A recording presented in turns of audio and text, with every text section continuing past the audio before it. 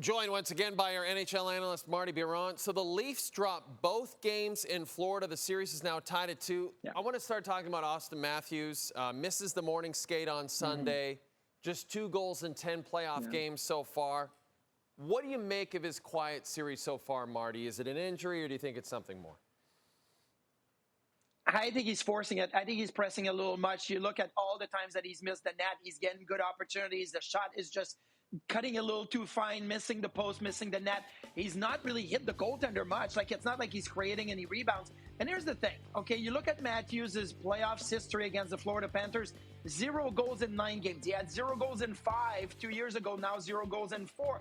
But the big thing is 2 years ago was against Ekblad and Tkachuk and Bennett and Barkov.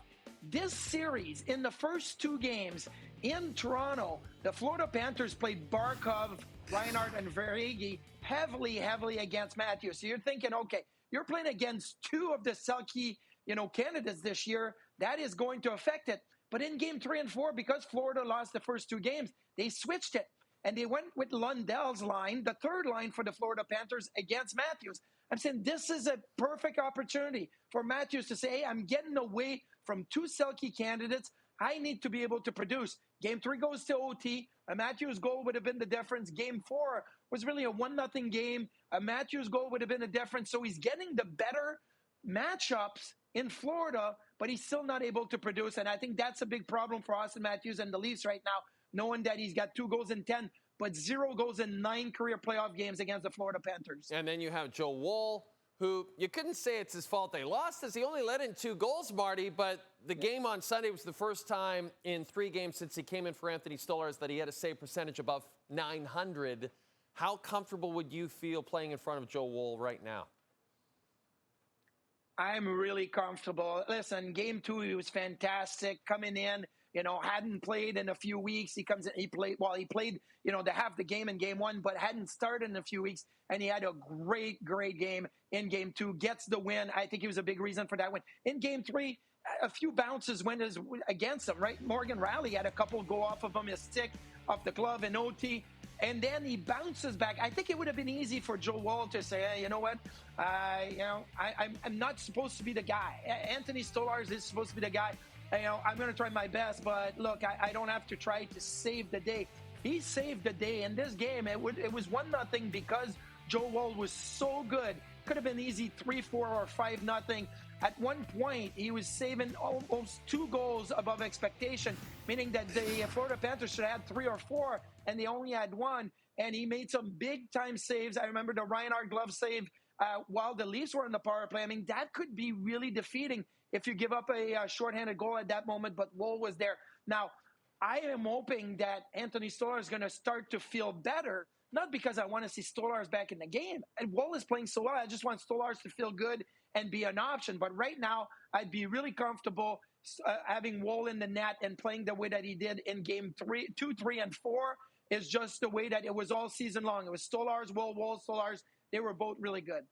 Marty, I want to talk to you about another Canadian team's goaltending issues. The news is not good for Calvin Pickard. He will not be available for Game 4 against the Las Vegas Golden Knights. He's day-to-day, so it will likely be Stuart Skinner again between the pipes.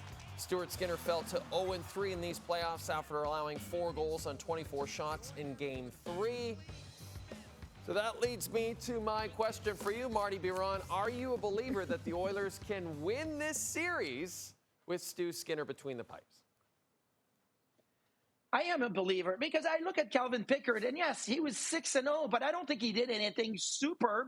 I don't think he stole any games, and he was given a few bad goals here and there. He was getting a ton of run supports, which is great, and maybe that's the way the Oilers were playing, confident in front of Calvin Pickard, saying we can score goals, but just play the same way. They found their game. In Game 3 against the LA Kings, they found their game. Maybe it was late, right, in the third period, and Game 4 in the third period, but still, they built some confidence with Calvin Pickard, played the same way with Stuart Skinner and that.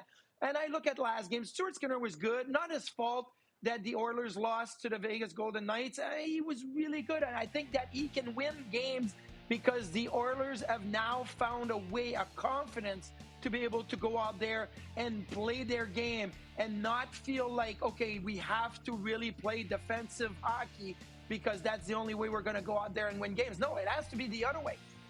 You have to go out there and say, we're going to score 4 and 5, and that's how we're going to do it. That's what they did with Calvin Pickard. I think they have to do the same thing with Stuart Skinner. And Skinner made some fantastic saves in that game against the Vegas Golden Knights that, look, if it hadn't been for him, I think the Oilers would have lost that one by 2 or 3 goals, right? And so I feel like Stuart Skinner having a little bit of a break and coming in has played better. He's going to be better next game, and the Oilers can win some games with Stuart Skinner in net. We'll find out if they can win Game 4 with Stuart Skinner in net. Game 4 will be Monday night in Edmonton. Ladies and gentlemen, this is Marty Biron.